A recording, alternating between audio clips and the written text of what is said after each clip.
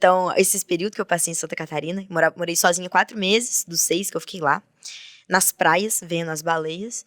E foi uma experiência incrível, porque eu pude ver o organismo muito de perto. Você tava na beira da praia, essas baleias francas, elas estão a menos de 20 metros de você. Eu aproveitei para surfar lá, resolvi aprender a surfar, mineiro surfando, em Santa Catarina.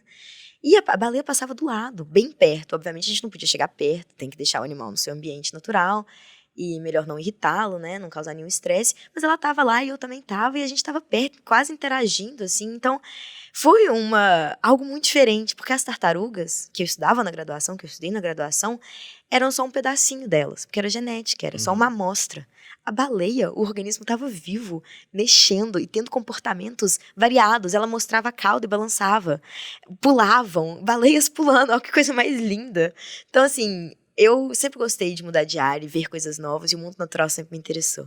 Então, apesar de mudar de organismo e ser uma coisa difícil, morar sozinha também, e num ambiente muito frio, lá fazia um frio lascado.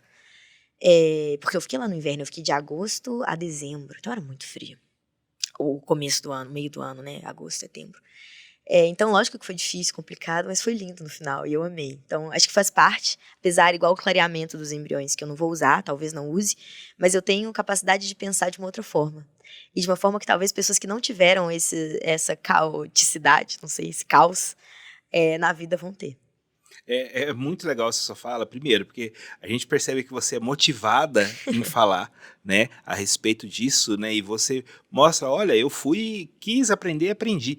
Né? Isso mostra que a gente tem ali uma certa dedicação, uma certa vontade, né? Que, como você falou, já tem não, vamos pro sim, né? Isso. Você consegue isso. E o que chamou a atenção para mim foi, primeiro, mudou de réptil para mamífero. A pesquisa era feita toda noite e passou a ser feita durante o dia.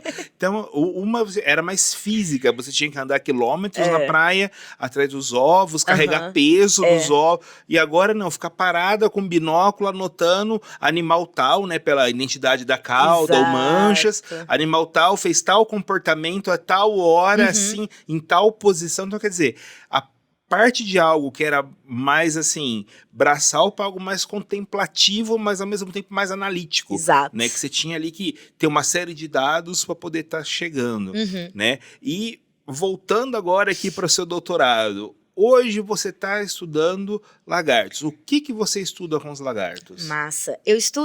Os lagartos que eu estudo, eles são... Todo mundo conhece teiu, né? Não sei se todo mundo, na verdade, mas teiu é um lagarto que, pelo menos aqui em Ribeirão, a gente tem muito. Em Santa Catarina, a gente também tinha. Um lagarto bem típico, parece um lagarto, realmente. Ele tem um corpo com 4 patinhas, uma cauda grande. E ele é o típico lagarto comum que a gente fala. Ele tem um corpo lacertiforme, lacerte de lagarto. O que eu estudo são lagartos que se parecem muito mais com cobras. Então, eles têm um corpo muito mais alongado e eles têm uma redução nos membros. Então, o teiu, por exemplo, ele tem 4 patinhas. Cada patinha tem de 4 a 5 dígitos, eu acho.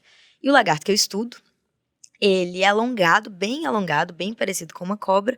E cada vez tem menos patinhas. Então, eu tenho alguns desses lagartos, que é uma família, na verdade, que eu estudo, que tem um dedo só no pé. Outro lagarto tem 2 dedinhos na mão. E tem uns que não tem nem mão. E tem outros que não tem nem pé. Então, eu estudo, de novo, na lógica de processo do laboratório da Tiana e da Evodevo, eu tento entender exatamente, dentro do material genético, então, daquele DNA daquele organismo, eu sou uma geneticista de formação, eu tento entender o que está sendo modificado ali para ter aquele corpo que eu estou vendo. Então, é como se fosse uma receita de bolo.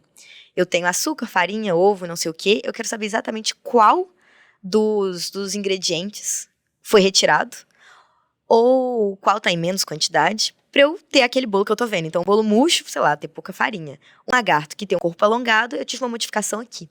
Então, eu tento analisar, e eu tô buscando entender, eu ainda tô no começo do meu doutorado, mas eu vou ter 5 anos daqui pra frente pra estudar isso, mas eu tô buscando entender o que leva, na forma genética, no âmago mesmo do bicho, lá dentro dele, em cada célulazinha que ele tem, as modificações que fazem com que ele seja do jeito que ele é. Quando a gente passa, eu acho, para humanos, fica um pouco mais fácil de entender. Então, a gente tem algumas características que são codificadas por meio da genética. Então, quando você tem 6 dedos na mão, normalmente é porque você tem um genezinho a mais ou um nucleotídeo. Então, o DNA ele é composto por várias bases nitrogenadas que a gente fala. A, T, C e G. Quando a gente tem uma a mais ou uma a menos, é como se fosse a receita do bolo. Tô com uma coisa a mais sendo colocada ali, ou tô retirando algo de lá. Isso vai fazer com que eu tenha modificações no fenótipo, que é aquilo que a gente vê, do organismo. Então, ter 6 dígitos na mão, por exemplo, é uma modificação genética. A gente ter olho claro, a gente ter olho escuro, é outra. Então, eu tento entender o que está levando esses lagartos a serem o que eles são. E é muito legal porque a gente realmente não sabe. A gente tem outros organismos que têm essa redução nos membros, outros lagartos também, que não são da família que eu estudo, e parece que com cada um aconteceu algo diferente, porque a história de vida deles é diferente. Então a gente volta lá nos naturalistas, a história natural de cada organismo é diferente. Então é isso, no meu doutorado, de maneira geral, assim, porque ele é dividido em alguns capítulos, eu tento entender o que está acontecendo com esses bichos e por que eles se parecem com cobras.